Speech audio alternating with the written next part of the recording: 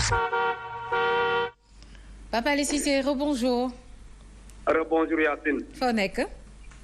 Voilà, merci beaucoup Yacine man daal dinaa progressé sànq rek jaar na au niveau fi nga xam ne moo nekk pont de l'émergence foofu la tey amul benn complication surtout ñi nga xam ne ni ñoo bay ko du côté commissariat des Parcelles Assainies foofu la mën ngeen fa jaar daal di wéy seen circulation bu ngeen wàccee point bi aussi mën ngeen tàll rek sur l'avenue Thiandoum pour ñi nga xam ne ñoo bëgg dem du côté de Grand Yoff jàpp Liberté 6 même situation aussi sur l'autoroute Seydina Limamou Laye foofu la aussi c'est complètement dégagé dans les deux sens. Par contre, des lenteurs vous attendent pour ce qui s'est passé au niveau de l'échangeur de la foire foofu la aussi yéex na pour ñi nga xam ne ñoo bay ko du côté rond-point 26 jaaree ko yëngu leen yokk ci aussi ñi nga xam ne ñoo génne du côté de Patte d'Oie yëkk pont bi foofu la yëpp ndànk-ndànk ngeen progressé laata rek ngeen yegg ci foire bi ginnaaw foire aussi xaar leen des lenteurs pour ce qui s'est continuer sur la VDN vers Cimetière Saint-Lazare foofu la aussi yéex na laata rek ngeen dépassé Cimetière Saint-Lazare Yacine Seck. C'était Trafic News. merci beaucoup Papa Alé Cissé joxante dik daje si kanam ñi ngi leen di jaajëfal nag yéen ñi nga xamante ni yéen ñuy seetaan ci suñuy plateforme digitale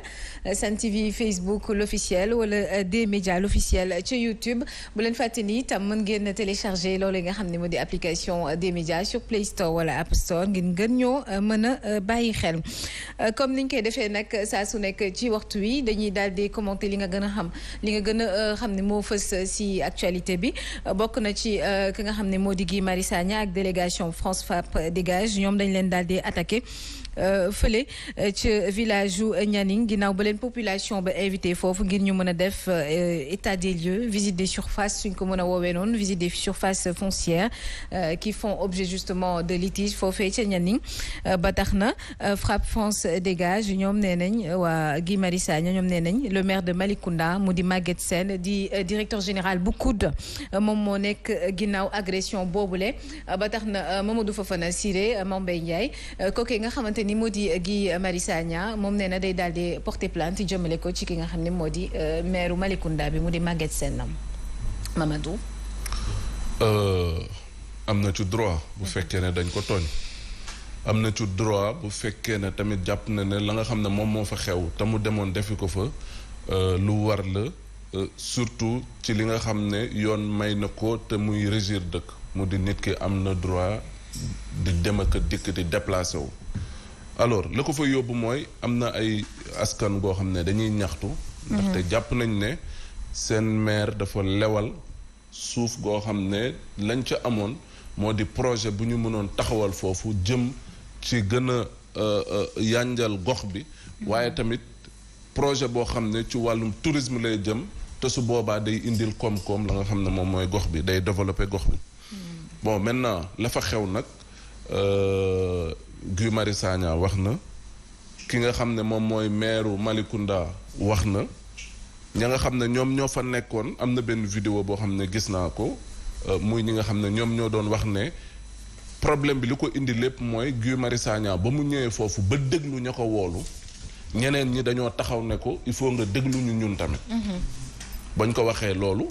Guy Marius Sagna boobu nee nañ ñoom la ñu wax beneen camp bi laay wax nee nañ Guy Marius Sagna benn parti la déglu ba pare bëgg a def conférence de presse kon beneen parti bi nga xam te ne nii peut-être ñoo doon jëlal lay mairie bi wala maire bi ci boppam nee nañ ñoom Guy Marius Sagna dégluwu leen te nanguluwu leen déglu moo tax ñu dem ba indi jafe-jafe yooyu ñu joteeg moom mais lu ci mënti am c'est pas une raison quand même pour di attaquer nit wala di xuloog moom di xeexal moom. ñoom nee nañ c'est pas la première fois justement ñu leen di attaquer ci ñu ni mel. oui parce que ñoom il faut comprendre que Guy Marius Sagna la muy def pour jàppale askan wi la am na droit bu déggee problème fenn mu mën fa dem saytu lan la peut-être moom xañ na fu baatam mën a yegg askan boobu wala ña nga xam ne jàpp nañ ne dañ leen a léser wala ña nga xam ne ña ngay ñaxtu ci lu mu mënti doon xaj na bu Guy Marius Sagna waxee dina tax saafara mën ci juddu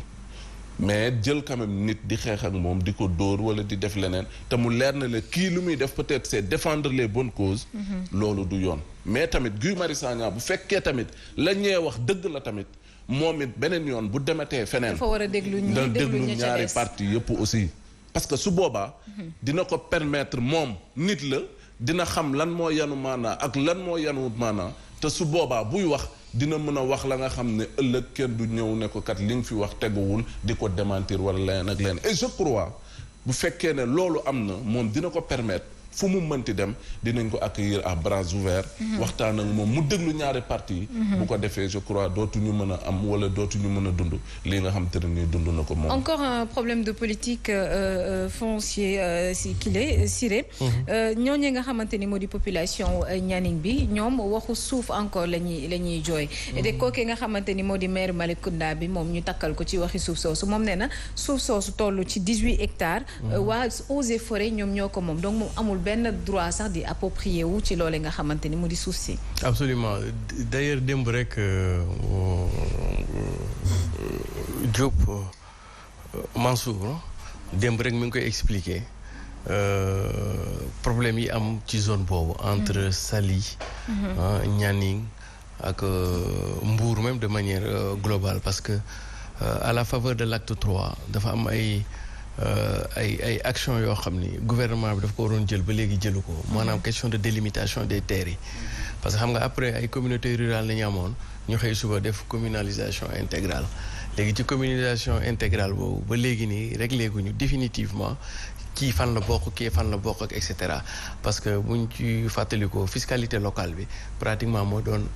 enjeu bi marché yi ci kan la nekk fan la kan mooy jël impôt bi et cetera donc zone boobu surtout que zone touristique la une vocation touristique la donc véritablement il va falloir que état bi teel ci jóg balaa que problème yi di am fële mu am beneen bi tamit mooy li Mohamed doon wax léegi xam nga Sénégal dañuy jaxasee affaire yu bari d'abord dañuy condamner violence ay dóor moom xeex loolu moom waaw kooku moom ñëpp a koy ñaawlu quoi aussi bien que entre civils aussi bien que entre forces de l'ordre ak civil je pense que ak jafe-jafe yi fu mu mën a toll nit ñi war nañ mën a toog waxtaan d'ailleurs loolu mais deuxièmement aussi Sénégal dañuy xaw a confondre affaire yu bari dañuy confondre lanceur d'alerte dañuy confondre activiste dañuy confondre société civile dañuy confondre société politique dañuy confondre révolutionnaire ak syndicaliste par exemple souvent lii indi jiixi jaaxa bi yow soo nekkee lanceur d'alerte c'est-à-dire que amuloo vocation pour porter ay causes dans l'espace public da nga am benn information tu donnes l'alerte ñi nga xam ne nag ñooy yëngu ci domaine yooyu ñoom ñooy këf affaire boobu nag def plaidoyer xeex ko mooy comme Snowden nu mu defoon ne américain de ñi ngi leen di espionner ñu yëg lii ne ñuy def état yëpp jóg defaat seen système de renseignement et cetera loolu mooy kii di def. donc vous pensez que la manière de faire bu Guy Marius Sagna. waaw c'est que Guy fan nga koy classé déjà. waaw Guy man fu ma ko doon non syndicaliste laa koy gën a calé que activiste xam nga la may activiste. Greenpeace par exemple activiste la d'abord activiste du ay personne physique. exceptionnellement lay nekk personne physique mais personne morale la comme par exemple Greenpeace ay activistes nañ c'est-à-dire da ngay am benn thématique da ngay am benn cause boo xam ne moom ngay défendre te yow par exemple sa activisme day nekk ci benn par exemple protection de l'environnement mën a nekk droits humains et cetera te booy def activisme c'est-à-dire que amuloo vocation pour occuper espace public bi en tout temps et en tout lieu dafay am benn période boo xam ni une semaine 2 semaines au plus tard nga génn pour que yow cause bi ngay défendre mu taxaw ci opinion publique opinion médiatique bi après nga retiré wu. Greenpeace par exemple su ngeen xoolee bu ñuy def seen campagne yi dañuy xëy def benn affaire et puis média bi ñëpp monde bi yëpp wax ci ñu inscrire seen actualité cause bi ñuy défendre dans l'agenda médiatique national et international après ñu demaat ba beneen kii bi tey ji boo xoolee affaire droit de l'homme yooyu la maintenant société civile moom amul vocation pour dem jëli le pouvoir mais dafa am ambition ay revendications les politiques jël ko ci loi yi ñuy tëgg assemblée yi ñu changer loi yi en faveur de ñoom seen plaidoyer bi ñuy def mais amuñu vocation alors que société politique moom moo am vocation aller à la conquête et à l'exercice voire même à la transmission du pouvoir politique de l'État soo ñëwee syndicat nag moom mooy défendre les intérêts matériels et moraux syndicat moom jéemul sax xool moom kii la ay intérêt rek lay xool léegi nag soo xoolee voilà soo xoolee révolutionnaire nag gii li muy njëkk a def c'est plus du syndicalisme entre la frontière entre le syndicalisme et le révolutionnaire. Parce que le révolutionnaire, par essence, il est du côté des faibles, enfin, soi-disant, du côté des opprimés, etc. Ceux qui n'ont pas voix à la... il se veut le porte-voix des sans-voix, etc. Donc, Guy yi muy def ni lu bari, il est plus dans l'agenda du révolutionnaire que l'agenda de l'activiste. Il est l'agenda. moo tax léegi su fekkee nag ku mel ni Guy da nga ñëw yow tu es un acteur politique identifié parce que yow ci waa coalition Sonko nga bokk. bu affaire syndicalisme ñëwee tu es syndicaliste. yow lu tëb nga ñëw dugg ci mais finalement on sait plus yow gën ko cause ngay defee tu es politique tey demee bu ñu jógee ci politique bu ñu dem ci syndicat bi tu deviens syndicaliste bu ñu xëyee suba dem ci affaire révolutionnaire yi tu deviens un Che Guevara révolutionnaire et cetera mais finalement. mais il est là pour les opprimés yaa ko wax di défendre des choses yi nga xamante ni gis na ni amaana jaarul yoon. mu daal di koy défendre. non nangul naa ko ko de. non nangul naa ko de. non nangul naa ko ko de. non nangul naa ko ko de. c'est une casquette politique aussi. non c'est important parce que considération boobu mu wax. parce que bu fekkee ne tamit Guy. parce que loolu dafa posé wu. problème dañ naan lanceur d'alerte. wala est-ce que doo politicien. parce que bu fekkee dañ la gis nga ne kat man ci côté ñi nga xamante ne nii kat yaa ngi koy wax ñu ne néewal doole. ñi nga xamante ne nii seen baat amul fu mu yegg. ñooñu laay jàppale. ba pare ñu gis la parce que loolu boo ko nekkee. c'est que dañuy jàpp ne tu es indépendant. absolument waroo far fenn. absolument taxawaay bi nga am mooy taxawaay nekk ci askan wi. mais ci biir askan wi dafa am ñoo xam ne ay politique lañ. parce que te léegi boo duggee ci jël benn parti wala am foo jàng rek. su boobaa lépp loo teg